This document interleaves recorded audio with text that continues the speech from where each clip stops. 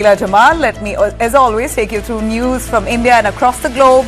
To begin with, our top story, Karnataka acts tough on encroachments, post-floods. Deputy Chief Minister warning that tech parks may now face the axe. Those that have built on stormwater drains could be bulldozed. CM orders crackdown as nearly 10,900 lakes in Bengaluru at this point are fully encroached by buildings. Now, which will stay, which will go, something we got to wait and watch. And then we have Kamal Haasan and Mani Ratnam, 38 long years later. The much-awaited comeback is finally here in the form of their film, The Thug Life. They've spoken to me right here on News 9. Exclusive interview with them on the other side. And I will not let you go without this very affectionate visual of an elephant trying to pull out a car, help a person trapped in a flood. Really a horsepower that's on full display. All right, let me take you through the headlines. Prime Minister Modi highlights the success of Operation Sindoor at a public rally in Bihar, makes it clear that India will continue its relentless fight against terror. Prime Minister Modi meets with the family of Pahalgam attack victim Shubham Driwedi's family, says Operation Sindoor not over yet. They've continued the operation, giving his condolences. The centre plans steps to boost tourism in Jammu and Kashmir post Pahalgam attack, including visits by ministers and celebrities.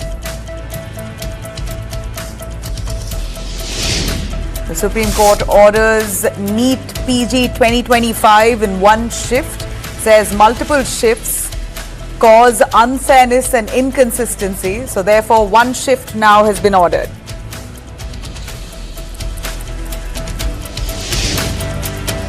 Kerala on high alert as IMD issues a red alert. In fact, a warning has been sounded as heavy rains batter the state, leaving 8 people dead.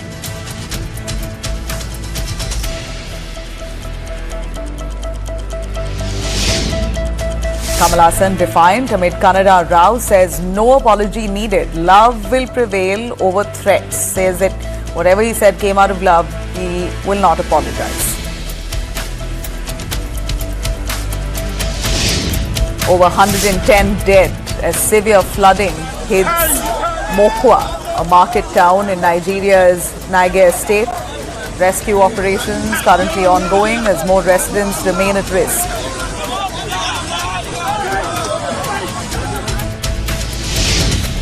And there you have it. Prime Minister Modi meets with young cricket sensation Vaibhav Suryavanshi in Patna. The young cricket star gets the nation's praise. He's in fact barely 14 years old, but seems like he's achieved quite a lot in that age in the field of cricket, and he's been acknowledged.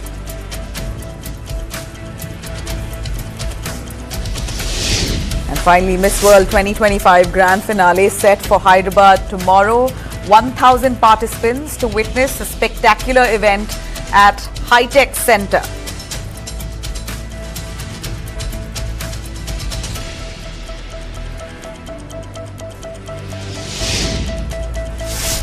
All right, let me take you through our big news here from Karnataka, Bengaluru. Now, Bengalurians will have to double check their building plans, because if your home or office stands on a stormwater drain, it could be next to be broken down. In a bold move that sent shockwaves across Bengaluru city, Deputy Chief Minister D.K. Shivkumar has now ordered a demolition drive of all buildings encroaching stormwater drains. In fact, those are survey visuals that we have here of DK inspecting some of the IT sectors. The parks there, like Manyata, has been checked. DK Shivkumar was seen visiting and with the BBMP officials itself, trying to take cognizance on the areas and parts of Manyata Tech Park that may have encroached on stormwater drains. So clearly sent jitters now across the IT sector, because we know a lot of it has been built either on stormwater drains or lake beds. The crackdown has already begun. Survey is already underway. In fact, we're looking at Manyata Tech Park, particularly mentioned by DK Shivkumar himself, claiming that that has violated the construction regulation.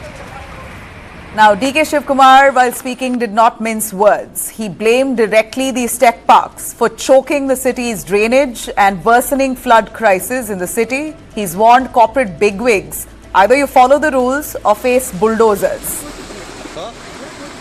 I will not yield to any ಜಾಸ್ತಿ pressure build up ಮಾಡಿದ್ರೆ I will not yield to anyone. ಎಲ್ಲ ಹೊಡೆದು ಬಿಸಾಕ್ಸ್ಬಿಟ್ಟು ಹೋಗ್ತೀನಿ ಇಲ್ಲಿ.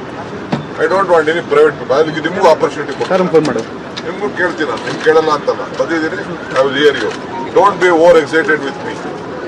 I will not be influenced with anyone.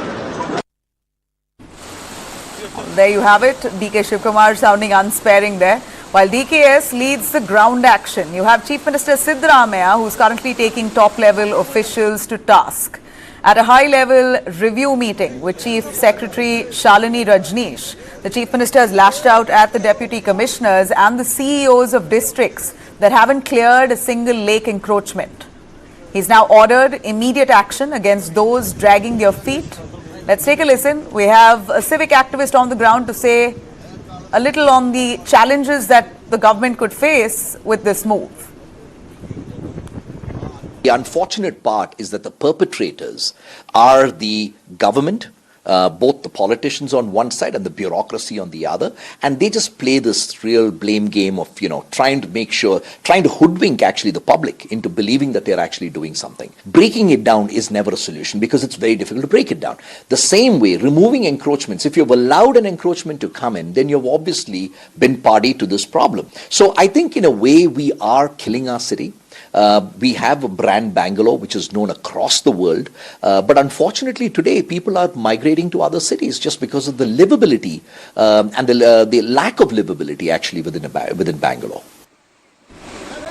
Well, is it really the solution? Bulldozing buildings that have been built on stormwater drains? Who gave them permission in the first place? Or did they violate after permission was granted? All that needs to be checked. Investigation will begin now. Of course, the government has taken the first move.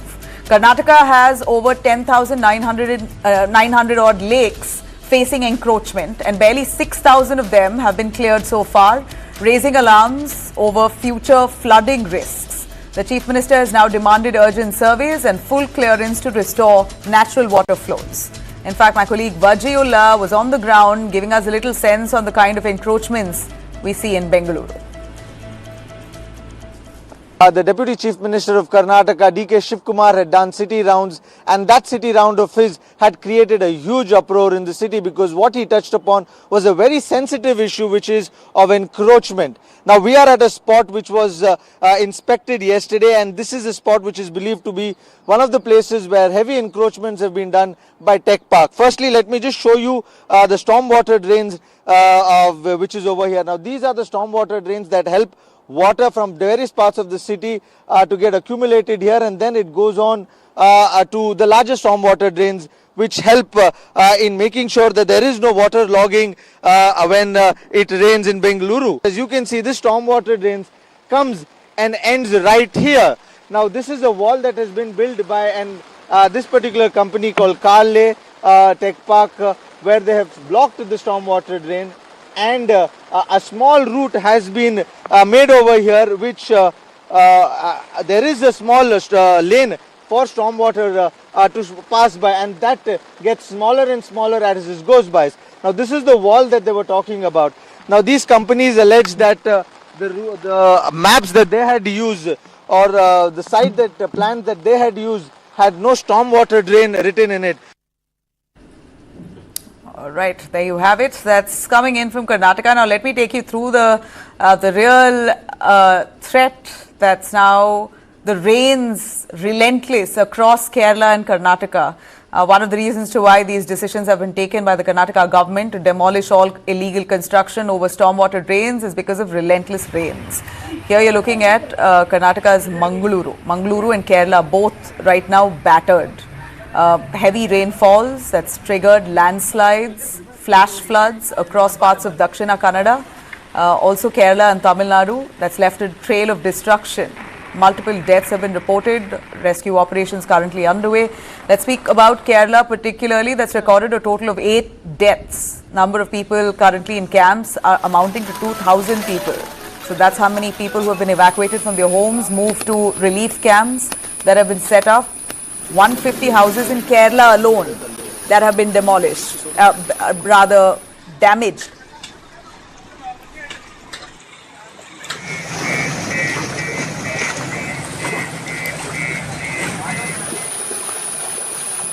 Taluk of Karnataka, a massive landslide there has struck two separate homes, trapping 6 people.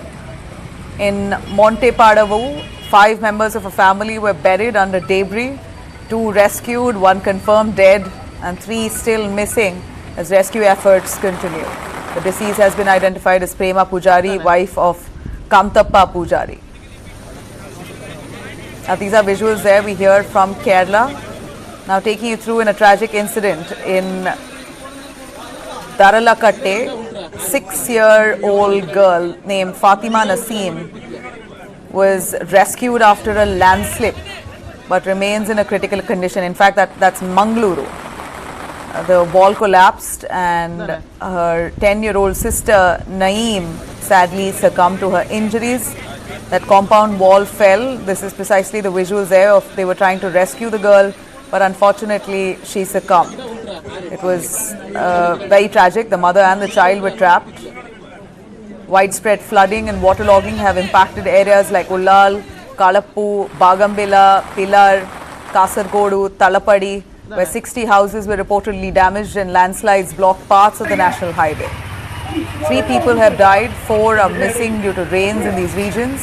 The IMD has now issued a red, orange and yellow alert across Kerala and Tamil Nadu, with a specific orange alert in Chennai and 16 districts. Heavy rains they've warned of. Travellers are advised to brace for disruptions due to waterlogging, traffic snarls and poor visibility, particularly in vulnerable regions.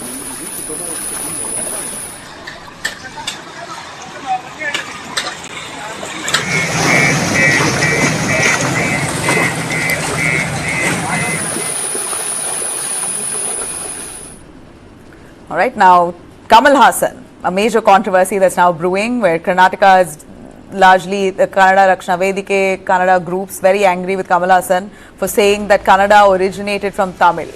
So now the actor, who's been forced to apologize, says, "Why should I?"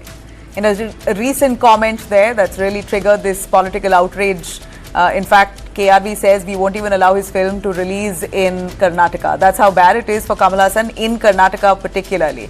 But despite all the backlash, Kamal Haasan has refused to apologize, saying that he stands by the law, believes in justice, and that his love for Karnataka and Kannada remains unchanged. No apology, but again a clarification, round 2 of it. Let's listen in. This is a democratic country, and I believe in law and justice, and I believe always love will triumph. And my love for Karnataka is true. My love for Andhra is true. My love for Kerala is true. So nobody will suspect it except those with an agenda. All right. The state government is not backing down though. Kannada and Culture Minister Shivraj Tangadadi has shot off a formal letter to the Karnataka Film Chamber of Commerce demanding a ban on Kamal Haasan's films unless he apologizes. Minister says the actor has deeply hurt Kannada sentiments and no one, however prominent, can speak lightly about the state's land, water or language. Meanwhile, BJP leader Shobha Karanlaje has slammed Kamal Haasan, calling the remark a publicity stunt meant to stoke controversy. Kamal Haasan एक कालखंड में बहुत बड़ा actor था, hero था, सब उसको पसंद करते थे. अभी वो पॉलिटिशियन हो गया, इसलिए उसका वैल्यू बढ़ाने के लिए, उसका प्रचार बढ़ाने के लिए कुछ बयान दे दो एंड कंट्रोवर्शियल बयान दे दो. एक कंट्रोवर्शियल बयान दिया क्योंकि कर्नाटक में वो काम किया है, अभी भूल गया है. इधर खाना खाया है, भूल गए. इधर पानी पिया है, भूल गया है, क्योंकि केवल पॉलिटिक्स करने के लिए एंड प्रचार के लिए. ये नहीं चलेगा. कर्नाटक, तमिल और तेलुगु, मलयालम हम अलग नहीं है, हम एक साथ है. All right, so we saw while the BJP turns up the heat, Congress, of course, mixed reactions. I showed you what one minister had to say, but on the contrary, you have Congress Minister again, Priyank Kharge, on the other hand, who's taken Kamal Haasan's side. He's defended him, calling him a veteran, saying Kamal Haasan understands Karnataka's culture and sentiment, asking people to urge restraint on this. I think it's time that Mr. Haasan should look into the sentiments of the people. We are not saying that Tamil is better, Telugu is better, or Malayalam is better. We are all from the same Dravidian background. There are this thing. Of course, there are different linguistic attributes and historical attributes to each language. I think that should be respected. Now, outside the political corridors, pressure is mounting too. Pro-Kannada group Karnataka Rakshana Vedike staged a protest outside the film chamber's office, demanding legal action and public apology. Now, the Karnataka Film Chamber has stepped in, giving Kamal Haasan a 24-hour ultimatum to apologize, failing which the body has indicated that it will back its demands to block Thug Life, Kamal Haasan's upcoming film in the state of Karnataka. The controversy has now turned into a high-stakes standoff, pitting cultural pride, political posturing, cinematic freedom, all against one another.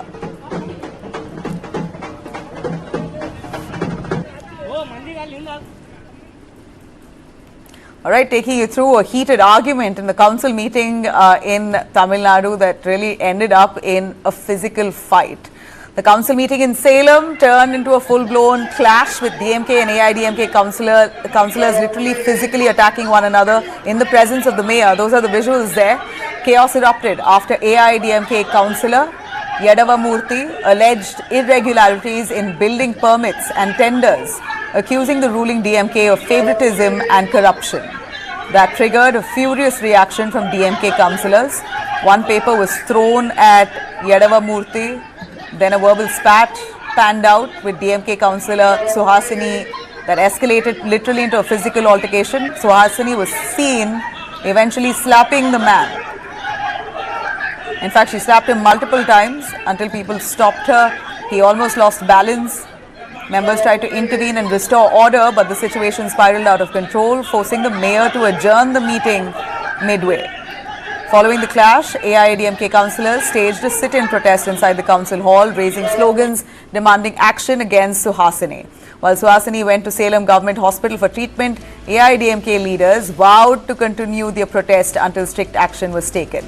Now, let me tell you why this protest happened. In fact, we're looking at the AIADMK members accusing the DMK members there of trying to give out contracts to high bidders. While low bidders were ignored, high bidders were given precedence and priority on the suggestion of the DMK minister. These were the allegations that riled up these DMK councillors, eventually led to a physical altercation.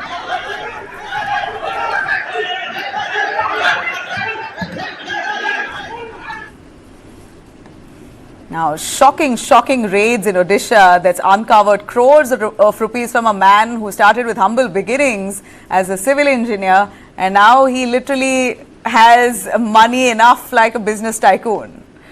How does a government engineer tasked with building rural roads for the poorest end up with a personal fortune that rivals business tycoons?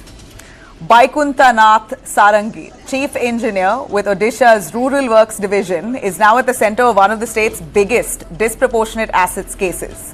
Known for coming from a humble beginning, Sarangi rose through the ranks in Public Works Department, but the wealth he allegedly amassed tells a very different picture. During a raid that happened, Odisha vigilance officials recovered a staggering 2.5 crores in unaccounted for cash. In fact, 1.2 crores was found hidden in his Bhubaneswar flat. Nearly 1.3 crores was pulled out from his Angul residence. And in a scene straight out of a crime thriller, officials say Sarangi hurled bundles of cash out of the window in a last-ditch effort to escape the net. But there was nowhere to run. Really, he was trapped. 2 double-story houses in Angul, flats in Bhubaneswar and Puri, 7 land plots across Bhubaneswar and Angul, 2.7 crores invested in stocks, 1.5 crores in bank deposits, 1 sealed locker in his wife's name yet to be opened. Imagine. Yashwant Kumar Jetwa, DG Vigilance there, conducted searches at 7 locations of Odisha Rural Works Division Chief Engineer Vaikuntanath Sarangi's house. And well, let's hear it, what he had to say.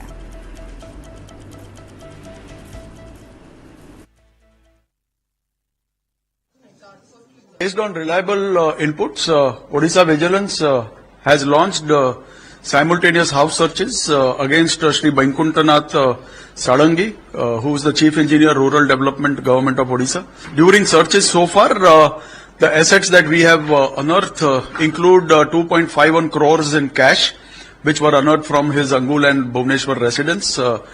So 2.7 crore in shares, 2.5 crore cash, 1.5 crore in investments. That itself comes to roughly around 6-7 crore rupees. And then 2 multi-storied buildings, 2 flats and 7 plots. 1 crore we have found in a bank account, 50 lakhs in insurance deposits. More bank accounts are to be analyzed and details ascertained. All right, Sarangi was overseeing crucial rural connectivity projects under central schemes like PMGSY and NABARD, a role that gave him control over massive funds. But serious questions are now being raised. How did a government officer accumulate such assets on a fixed salary? Who enabled this? And how deep does this network really go? The Vigilance Department has said that this case ranks among Odisha's large corruption busts in recent memory. The investigation continues, and so does the layers of engineered empire. All right, taking you through Prime Minister Modi's schedule today, as we saw him moving in Bihar right after Operation Sindoor. He's declared that Operation Sindoor is not over. It's India's swift and decisive military response has destroyed terrorist hideouts and air bases in Pakistan, delivering what he called punishment beyond imagination for the recent Pahalgam terror attacks. Speaking at a rally in Bihar's Karakat, the Prime Minister reminded people that he had promised retribution from the same soil after April 22nd attacks in which 26 civilians were killed. Now returning to Bihar, he said that promise has been fulfilled. Prime Minister Modi said several air bases in Pakistan used for launching terrorist infiltration were reduced to dust in minutes by Indian forces. This is the new India, he says. Pakistan has seen the power of our Sindoor. Prime Minister Modi, who spoke extensively there as he met with the family of Shubham as well. Family, as through Kanpur MP Ramesh Avasthi had written to the Prime Minister expressing gratitude for Operation Sindoor. He in fact met with the family of the Pahalgam attack victim, Shubham Driwedi's family, promising him that this Operation Sindoor is continuing. It hasn't ended, basically to say that justice will be brought. Remember, those terrorists who carried out the attacks have still not been found. Pahalgam में जम्मू कश्मीर में आतंकी हमला हुआ था। हमारे कितने निर्दोष नागरिक मारे गए। इस जघन्य आतंकी हमले के बाद एक दिन के बाद मैं बिहार आया था और मैंने बिहार की धरती से देश को वादा किया था, वचन दिया था। बिहार की धरती पर आंख में आंख मिलाकर हमने कह दिया था, आतंक के आकाओं के ठिकानों को मिट्टी में मिला दिया जाएगा। आज जब मैं बिहार आया हूं तो अपने वचन पूरा करने के बाद आया हूं। All right, let me cut across to our Navy power. We saw high-octane show of maritime power today. Defence Minister Rajnath Singh boarded India's pride, INS Vikrant, the country's first indigenously built aircraft carrier and a key player in Operation Sindoor. The visit wasn't just ceremonial, it was strategic, a direct signal to adversaries standing atop the 45,000-ton warship that was actively deployed in the recent cross-border action. Rajnath Singh said Operation Sindoor is not over, it's just on pause. Jain sir.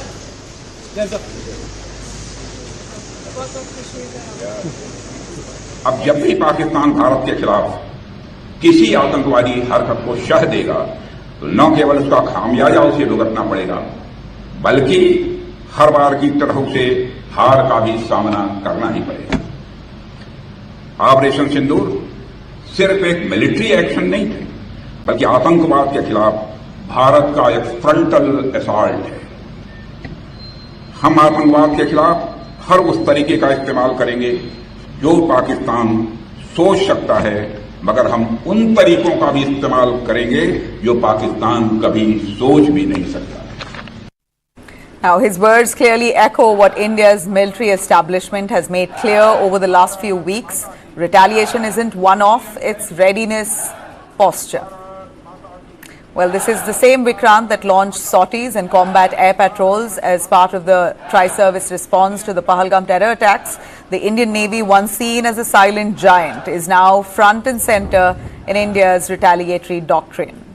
From strategic deterrence in the Arabian Sea to power projection off the Karachi coast, the Navy's message is, we're battle ready, test us at your peril.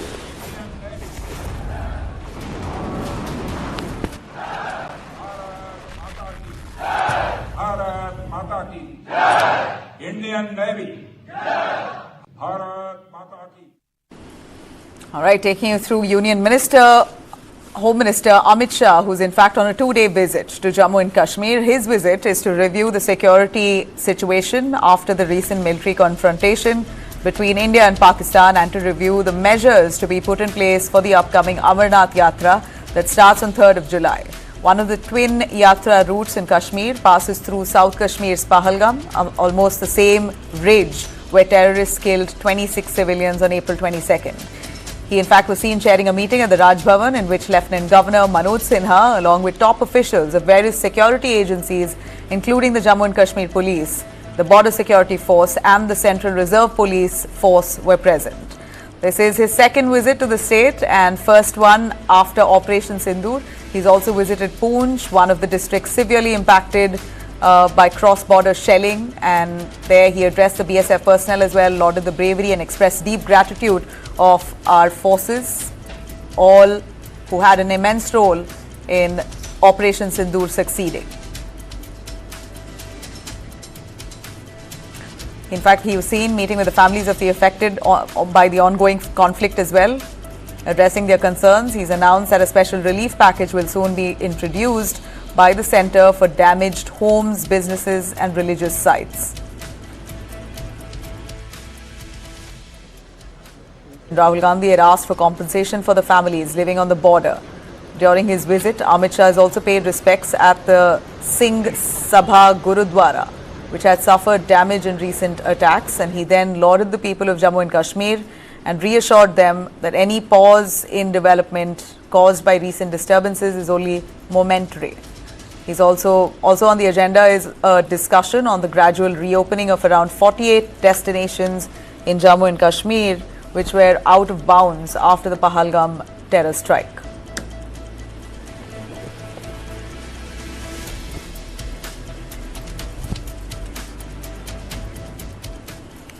All right, taking you through after Shashi Tharoor, the MP delegation that's currently now abroad, speaking of India's successful Operation Sindoor, let me take you through yet another one.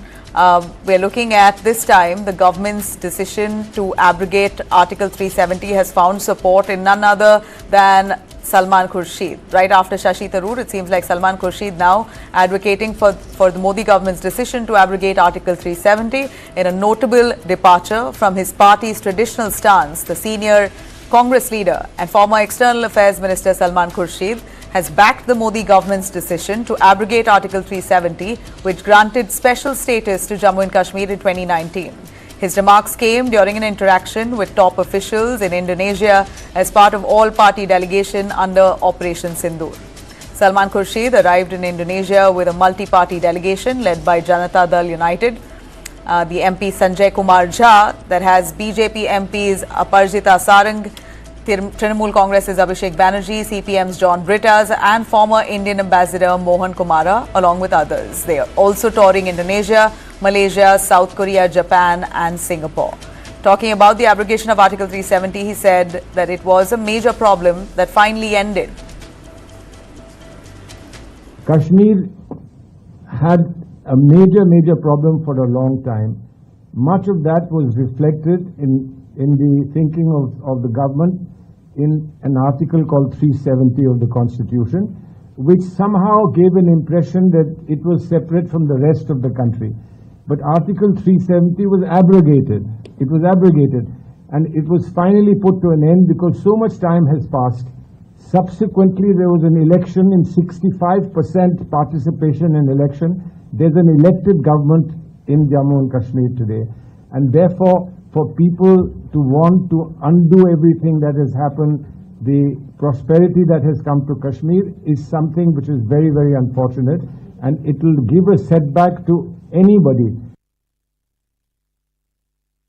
Now, he went on to add that Kashmir is now on the path of progress since the abrogation of Article 370. He said an elected government has been formed in the state. 65% of the people, in fact, exercise their right, that prosperity has finally come to them. In fact, Kamal Haasan really hailing the government's decision, praising India's strong military response as well, saying that the Pakistan-sponsored terror attack had been given a fitting response by India. Fairly straightforward thing. One, that there is a long-standing unanimous resolution of Parliament of India saying that that the Pakistan-occupied Kashmir must be vacated and given back to India. And as you know, that even in the Assembly of Jammu and Kashmir, the seats that should have been in that area are kept vacant, just for this reason that we have a long-term commitment that area is to come back to us. That's one important factor. The second is that the government has reiterated this because often questions are asked about will you talk, will you not talk, etc. We have expressed our distress that repeated attempts to talk and negotiate have been betrayed by Pakistan by a subsequent attack, and several attacks have happened over the years. All right. Now, meanwhile, Shashi Tharoor, one of the leaders of the 7 all-party delegations and currently in Colombia, continued batting for India. He's expressed disappointment, though, over Colombia's condolences for the people who lost their lives in Pakistan when India launched a counter-strike on May 7th. He said that there can be no equivalence between those who attack and those who defend, and that India was only exercising its right of self-defense. Basically, he says in a way that he was not very happy with the kind of support that Colombia gave to India, or rather lack of support.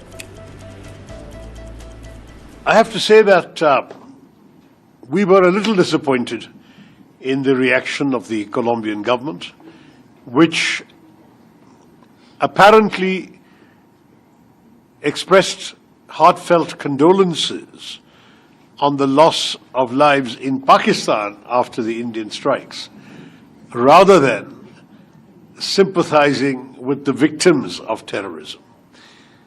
We will say to our friends in Colombia, there can be no equivalence between those who dispatch terrorists and those who resist them. There can be no equivalence between those who attack and those who defend. We are only exercising our right of self-defense, and if there is any misunderstanding here on this score, we are here to dispel any such misunderstanding. Taking you through a very interesting story, and for you to take note on how this happens. SEBI has busted a pump and dump scam around Sadhana Broadcast Limited, leaving unsuspecting investors high and dry. What's Sadhana Broadcast? Well, originally a Delhi-based spiritual media company, Sadhana Broadcast ran channels like Sadhana TV and Sadhana News. It went public in January 2018 and later rebranded as Crystal Business System Limited. From spirituality to scam headlines, the journey has been quite dramatic for that. In fact, the con has now been exposed. A group of manipulators led by company insiders floated fake news on YouTube channels, claiming that Sadhana company is receiving foreign investments. Hollywood tie-ups is going to happen with it. Massive growth prospects are there for Sadhana. The aim, of course, was to lure retail investors. Now, once the stock surged, they dumped their shares at high prices, leaving ordinary investors stuck in a free fall. This isn't marketing. Of course, it's an absolute market fraud and it's criminal. Big names have gained here. Gaurav Gupta, a promoter of the company, made 18.3 crores. He was a top gainer here and worked directly with YouTuber Manish Mishra to fuel the hype. SEBI has fined him 2 crores and banned him from markets for 5 years. Sadhana Bio Oils has also gained, which is part of the web here, that made 9.4 crores. And importantly, actor Arshad Varsi and his wife, Maria Goretti, have profited. Arshad Varsi has earned allegedly 41 lakhs, while Maria's wife gained 50 lakhs. In all, SEBI has banned 59 individuals from the capital markets for 1 year, ordered them to return 58 crores in unlawful gains, with 12% annual interest. Fines of 1 to 5 crore have been slapped on top players. The message from SEBI, of course, is quite clear now. Manipulating the markets with lies is not hustle. It's a punishable scam. On that note, we're slipping into a short break. We'll be right back with our exclusive conversation that I've had with the two legends, Kamal Haasan and Mani Ratnam, who are reuniting after 38 long years. Stay with us.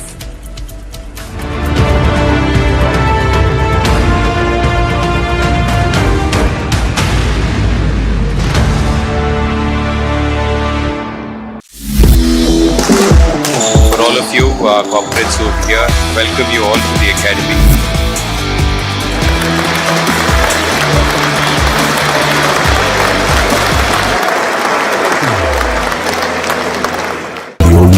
Perfumes by Wildstone. लोग तो notice करेंगे. ಅದರ ಬಗ್ಗೆ ಏನು ಯೋಚಿಸಬೇಡಿ. ಪ್ರತಿ ತಿಂಗಳು ನಾನು Kapil chits ನಲ್ಲಿ ದುಡ್ಡು ಕೂಡಿಟ್ಟಿದ್ದೀನಿ. ಆ ದುಡ್ಡಿಂದ ನೀವು ನಿಮ್ಮ ಕನಸನ್ನ ಈಡೇರಿಸಬಹುದು. ಕಪಿಲ್ ಚಿಟ್ಸ್ ಇಂದ ನಿಮ್ಮ ಕನಸುಗಳಿಗೆ ಸಾಕಾರ. Every brand tells a story. And they are the storytellers. The Sutradhars. They present a brand with band, baja and barat to you. They are the Brandwalas.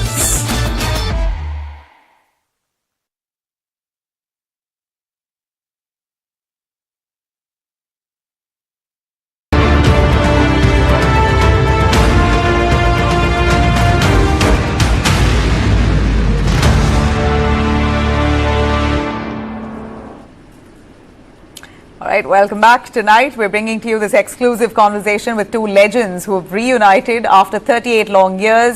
The iconic Kamal Haasan and master filmmaker Mani Ratnam, as the duo opens up about their much-awaited collaboration in Thug Life. Their chemistry behind the scenes, of course, they've come together after Nayakan. 38 years later, the two, who are also said to be relatives and friends and just artists par excellence, they've come together now to make a film. One should be sure it's exciting to watch. Let's have a look. We love cinema, and there are a few names, particularly when said out loud, demands attention. Names that have really shaped the grammar of Indian filmmaking. When Kamal Haasan and Mani Ratnam come together, you don't ask if it'll be good because we know it will be. I can't be more happier at this point to be meeting with the two legends, Mani Ratnam and Kamal Haasan. Thank you very much for having me interview you right ahead of your film, The Thug Life. We've enjoyed watching you define eras, and now both of you all have come back together 38 years later to collaborate, and we're looking forward to it. And how? Kamal Haasan, would you want to give us a little sense of this film that you've come up with? You're a co-writer along with the actor. Yeah, first let me confess to my excitement. Yeah. It's slowly increasing, accelerating into unbearable expectation from my side also. I was excited when we first decided to do the film, and it's only been increasing. It has never decreased. And that says something about the film. That says a lot about you Like as well. you introduce yourself, we are both cinema buffs, so students of cinema, so it's exciting. I mean, I'd like to ask you if this was easy to come together with Kamal Haasan, not just as an actor. After Nayakan, you've come together to collaborate, this time as a co-writer as well. It takes a lot of intimacy for two people to come together, two minds to work in tandem. Was it easy with Kamal Haasan, and why? Actually, it was very easy. It was not a problem at all. I think to a large extent we, have similar kind of films, similar kind of sensibilities. So, and he always pushes me further. So, it was not at all difficult. It was very, very, very, very good. Really? 38 years later, what's changed in Mani Ratnam's craft? Well, alopecia, graying, apart from that. Male pattern alopecia. Apart from that, we are the same boys. Same boys, but in terms of the craft, is he more temperamental now, or is he less temperamental now? I think we are more cooler because we are not traumatized by whether we can achieve it or not. Right. Because there were so many angles. I've seen him, he has seen me struggle with. First, our dreams cannot be realized without finance. Absolutely. Yeah, and this is not for our personal gratification. Correct. It's for what is actually needed for the film. You can't cut corners on the vitals of the film, So we were always tense that something will go wrong and they'll say, no more, that's it, wrap it up. And that was there before. And that's the reason why we both started our own companies, I think. Nice. So from the feel I get, what you just said, this is a massive budget film. Your sets are big. This is something that you are, maybe your most ambitious project yet, Mani Ratnam.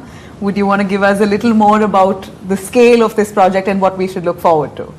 Yeah, I think it is, the story decides the scale, whatever is right for the film, you go with that, and it should make economic sense. So it is not an unlimited thing, it has to be finite, but within that, it gives you a chance to put it all into the film and not into the extra things that go around. So that was a big advantage, in doing this film. It took us to various locations, it has a lot of action in it, but essentially it remains as an emotional drama. Yeah. And everything comes along with it. I should ask you, after 38 long years to work with Kamal Haasan, what was it like for you? After Nayakan, Kamal for you in Nayakan or Kamal for you in Thug Life? What's more? I really think that it is not too much of a difference as I see it. I don't know how he sees it. For me, it is really, like there's never been these years missing, and we could easily hit the same, pitch very easily. All right. More about the Thug Life. We know that there's an abbreviation of Thug Life. You know that? There is an abbreviation. The Thug Life is the hate that you give. Really? Yes. What is it? So Thug Life has an abbreviation. It's the Afro-American culture, which meant the hate that you give. Okay. That's what the Thug Life is called. The hate that you give. Well, it's evolved in many iterations over the decades or eras.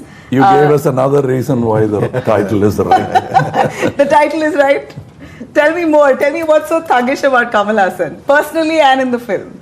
I think it's valor. We are not bragging now. You need valor to make these kind of films in these times. And belief, above all. Valor is after you succeed, you beat your chest about. But you need total belief in what you're doing, and also belief in the kind of cinema you want to do. Anything that you're very thuggish about in life, Kamal Haasan? You've been a thorough gentleman on screen. On screen you can't be a gentleman. Yeah, Depends on the role. When I mean to say in your career. In this film, you can't be a gentleman. Your persona, your personality through your career has been absolutely graceful. charming, but at the same time, your zeal for life, your quest for reinvention. Someone said prosthetics to politics. You know, you really want it all. No, prosthetics is my profession. Politics is my duty. Two different things. Nobody pays for my politics. I pay for my politics. Have you been thuggish through it all? Because it's not easy. It's not easy. So if you dare, nowadays they call you a thug. It's not called valor anymore. Mani Ratnam, anything that you have felt you had to use brute force to make it to where you are today? Well, I'm just basically trying to play around the name of your film. What aspect of you has brought the thug out in you? Yeah, trying to get a break in films. Had to knock several doors, sometimes Really? kick a bit to get thrown out, to stand up again and go after it, you know, till they trust you, you Wow. know, that you can do a film and give it to you. I'd really like to know one such example of yours, one hard phase of life that really defined you. My first script, Yeah. I shopped around everybody, you know, I mean, it takes a long effort, you know, I mean, it's not easy to convince people, especially when you don't have the background or the experience. So it is just on your product, on your script, that you have to convince people that you can actually do. So it required a certain amount of, you know, brutishness, that not giving up and still trying to reach what you want. And how long did that phase continue for you? Because now you're known as you're really a role model, an icon, a legend, Mani Ratnam the Great. That's what they call you. Those are the words you have attached to yourself, and that's a sheer hard work, I know. But just so that we are also motivated, that, you know, filmmakers are motivated, that they're probably in the right path. How long was your struggle? It was too long for my liking. I thought I was always there, but no one thought so. It was only me who was saying so. But that's good. I think you learn, you know, by all the difficulties. And, you know, when you struggle early in your life, you're ready for everything. So I think it was a good preparation, you know, good preparation to take success and, you know, lows and highs in the same stride. Kamal Haasan, you know, we know that there's a lot of bonhomie, you are, you know, more than just friends, or maybe even family. Did that comfort level get you to, you know, come up with a film like Thug Life? No, or family was it sheer came creative? afterwards. We became think-alikes much before we became Really? family. Tell me about it. No, we were just wanting to first see good cinemas. We recommend good cinemas to each other. Then we wanted to make those kind of cinemas. And we got an opportunity to make that film together. We tried many times, but you know, a previous generation, not many will quickly accommodate the next generation. Correct. My mentor was one such, but he didn't get someone like that. So that's what he's talking about, knocking and kicking on the doors, then building your own building, and then have a door which is always open. Who gave you that cushion? Was there anyone you credit for your growth? No, none of us can totally take credit for it, but we had to do that last mile run on our own. And it's the most difficult last mile. That's why, as I said again, I reiterate, that's one of the reasons why we started our own companies, because we are answerable to so many things, including failures. So if it is ours, yes, it is very painful when they say that it's not as good as the previous film. But then we trudge forward. But they won't allow the trudge if you do it for somebody else. And they are complaining so loudly. The noise is bigger than our success or whatever we have achieved so far. So we'll have to be careful, and we'll have to keep the noise level down, whether it is success or failure. And we can do that when we have control over it. You know, you have decided to release the film pan-India in multiple languages. Was there an intention behind that? Now you have audience across industries. I think language is no more a barrier. But your focus around why you wanted it to have a pan-India release. When you make a film, you want as many people to see it. Simple. I'm telling a story. and I would like to tell it to a wide audience. So if your product is, you think can reach across, then you do it. You'll do anything for your film. That's how you get into it. And it's not just a business, it's a passion with which you are in this. This is not a job. This is something which I really love doing, and I get paid for it. So I can't complain. Was it difficult in an age like this to come up with a film, a theatre release, multiple states? You have OTT that's now dominating. I know that you also announced an 8-week gap between releasing a film from theatres to OTT platforms so that you ease the pain of single screen theatres. In fact, our channel reported it as well. You were probably the first one to announce that. It's not me. It's a combined decision. It's not even a negotiation. It's a plan, and we are trying to execute it. If it works, it'll be good for the industry. That's what we thought. It'll be good for us, but we don't know whether it'll be really work. And it seemed like this is the right film to work with, because we are confident, and that's what we are trying. And there's no domination. No one venue will dominate the thing. It's a cyclic, and hopefully it will be a virtuous cycle and not a vicious cycle. And this will continue, and there'll be a good run for theatres and good run for OTT. It'll keep changing. More platforms are yet to come. I think good, well-made films will always have its audience on either platform. Yeah. The so-called big film happens after the release, not while making. And we've seen that happen. You have films now coming out through AI technology, an entire feature film itself.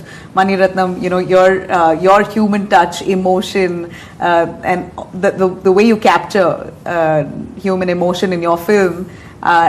Would you want to comment on AI now releasing feature films? How much of AI and technology have you used in Thug Life as well? I think AI is there. It's a technology. You can't hide away from it. It is a tool for you to use. And teach. Use it to the benefit. You can't pretend it doesn't exist. It is going to exist, and it is going to make a big difference. Just like sound came in, in silent era, and color came in black and white era. This will keep evolving. But the art of storytelling and the art of performances and the narrative will still be there. There is still a human hand that needs to have a control over it. And AI will only help you. You're saying that it's basically added an enhanced quality that it would give for your film? I think so. I think it will definitely help. It help not only in films, it will help in a lot of fields. It is how we use it, how, to what extent are we able to get the best out of it for what we want to do. Well, AI for you, is that in your daily life already, or are you an anti-technology? It's already there. I mean, when you search now, it is AI-generated answers that you're getting. That's so true. We are already there. But when you're saying that a whole movie, we can't settle for 16 mm now. We need, because we've seen bigger stuff. But we were very happy to shoot a 8 mm film. I started that way. I wanted to become a filmmaker. I used to go around with the 8 mm camera. Even Spielberg did it.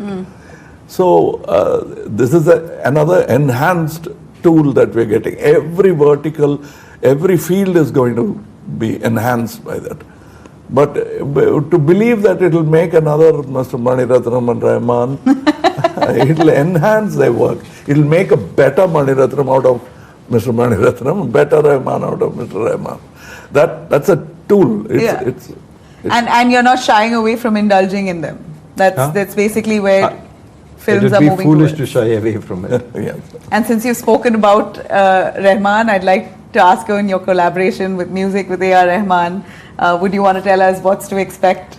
Yeah, I think with Rahman, it's always like a first film we are doing together. He puts in so much into the film, and he doesn't want to go anywhere near what he's done before. So he's willing to experiment, he's willing to try new things and work for the film. It's just not that. He's not trying to please me with a tune. He's trying to make sure it is right for the film. So it's always a pleasure working with him. It's absolute treat. Nice. I still had a question that I felt was unanswered. Was there anything that you all disagreed upon while writing the script? We have to. Yeah. Otherwise, there's no point.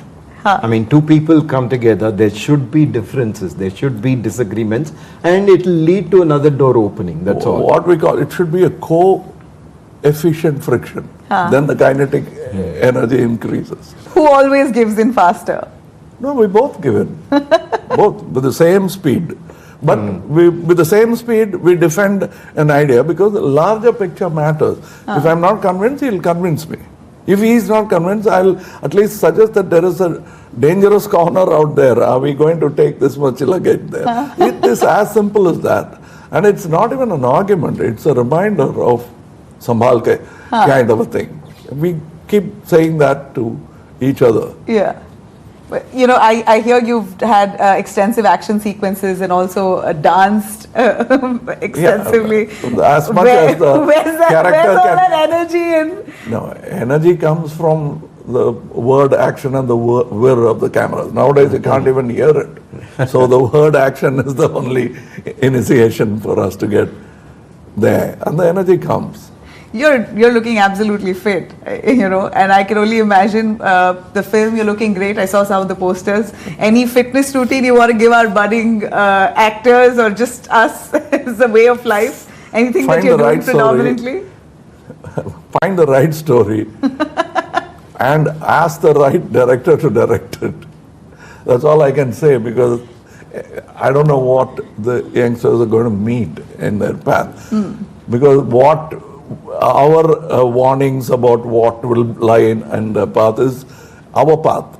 We've crossed it. So their roads are going to be, their express highways are going to be different. We'll have to learn to navigate that and keep pace if possible. That's what we are looking forward to. So I'll end with you. Why should one come to watch Thug Life apart from it having legendary filmmakers? Because we made it for you. That is why we want you to watch it. Because it is an emotional film, and I think it is something which is, classical in terms of the conflicts and resolutions, and that has always been, part of whether it is literature or cinema, things like that. There is a human, drama that is in the heart of each one. So it is that, and it is something which we think we put our best foot forward. A standout moment to watch out for in the film? Beginning to end. Love it. All the very best. Can't wait to watch a venture that has Kamal Haasan and Mani Ratnam come together. They're also co-writers. They've made this film with a lot of passion, coming together as one unit. So this is something that we shouldn't miss. All the best for your future endeavors. Thank you. Thank you. Thank you. Thank you very much.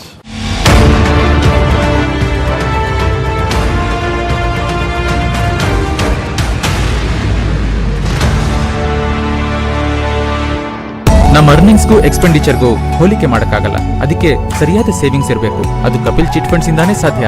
ನನ್ನ ಆಯ್ಕೆ Kapil chits. Kapil chits, ನಿಮ್ಮ ಕನಸಿನ ಸಾಕಾರ. He plainly tried to internationalize the Kashmir issue. We know as a matter of fact that it was Pakistan that ran to America. West seems to disregard anything that doesn't affect it directly. Donald Trump is trying to tell the world that I am the savior. He has no business of speaking about Kashmir. There's a Russian reality, there's an American reality, but I suppose there is also an Indian reality. Pakistan will test you time and again on this particular issue. We have actually struck harder, wider and deeper. The escalation happened, so be it. India must not make the same mistake again.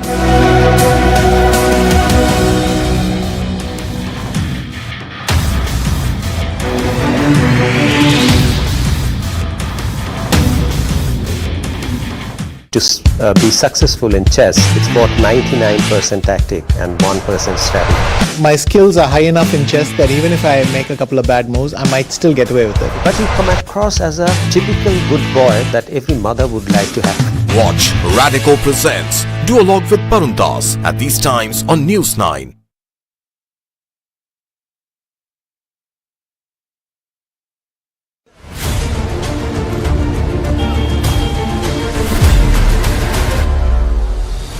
Is this politics of appeasement? That is the ground reality. The violence continued unabated for the next 24 hours. Why is there Mamta for Pahalgam but not for Murshidabad?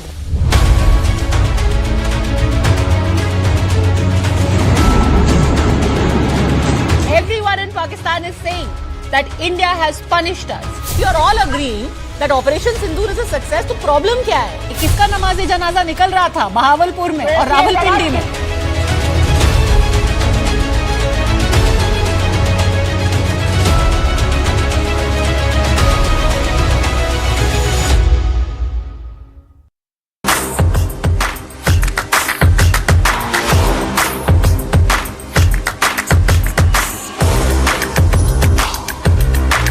This is India's #1 news network, and you're watching News 9. English news as it should be. Thanks very much for tuning into News 9. I'm Nabila Jamal. Let me take you through the top news headlines first. GDP growth accelerates to 7.4% in the fourth quarter. Indian economy